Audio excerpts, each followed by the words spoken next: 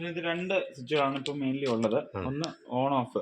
ഇത് പൊക്കി പിടിച്ചോ അപ്പം മനസ്സിലാകുമല്ലോ. ചേട്ടാ അവിടെ നോക്കി, ഞാൻ എടുത്തോളാം. ഇതിപ്പം ഓണിന്റെ ഉണ്ട്, ഇത് ഓൺ ഓഫിന്റെ ആണ്. ഇത് എപ്പോഴും ഓൺ ആക്കി ഇടുക, എന്നാലേ മെഷീൻ എപ്പോഴും ടൈമിൽ ഓൺ ആകത്തുള്ളൂ. ഇത് ഓൺ ആക്കി ഇടുക. അതുപോലെ തന്നെ ഇതാണ് 12ഉം 24ഉം. നമുക്ക് രാവിലെയും രാത്രിയിലും വേണം 24 എണ്ണം. ഇപ്പൊ രാവിലെ വർക്ക് ചെയ്യും, അതുപോലെ രാത്രിയിലും വർക്ക് ചെയ്യും, നിൽക്കത്തില്ല, എപ്പോഴും വർക്ക് ചെയ്യും. അത് പറഞ്ഞുതരാം. ഇത് താഴോട്ടാക്കുമ്പോൾ 12ലോട്ട് വന്നു. 12ലോട്ട് പറയുമ്പോൾ രാത്രി മാത്രമേ ആകത്തുള്ളൂ. ഇത് വർക്ക് ചെയ്യുന്നതെന്ന് വെച്ച് കഴിഞ്ഞാൽ പാനലിൽ നിന്നുള്ള വെട്ടം മറയുമ്പോൾ രാത്രിയായെന്ന് മനസ്സിലാക്കിയതിന് ശേഷം മെഷീൻ ഓൺ ആവും. അങ്ങനെയാണ് വർക്ക് ചെയ്യുന്നത്. അപ്പോൾ നമ്മൾക്കിപ്പം പെട്ടെന്ന് ഇരുട്ടായി കഴിഞ്ഞാൽ ഇത് ഓൺ ആവും.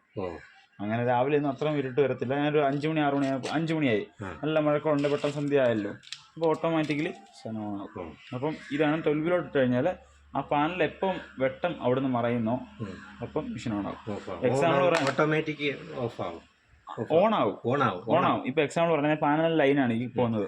ഇത് ഞാൻ പൂരെന്ന് വെച്ചാൽ പാനലിൽ നിന്നുള്ള കറണ്ട് ഇത് കണ്ടോ ഓണായി, കണ്ടോ?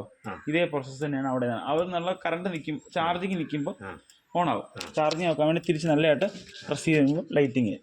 3 ഇവിടെ ബൾബ് കൊടുത്തിട്ടുണ്ട്. ഒന്നും ചാർജിങ്ങിൻ്റെ ആണ്, രണ്ടാമത്തെ ലോ ബാറ്ററി.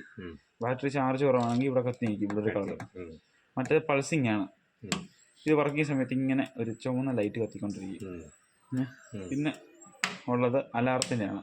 അലാറം വേണ്ട. അലാറം വെച്ചാൽ ഇവിടെ എന്തെങ്കിലും ഫോൾട്ട് ഉണ്ടെങ്കിൽ കിടന്ന് അടിക്കുന്നതാണ്, അത് ഭയങ്കര ഡിസ്റ്റർബൻസ് ആയിരിക്കും.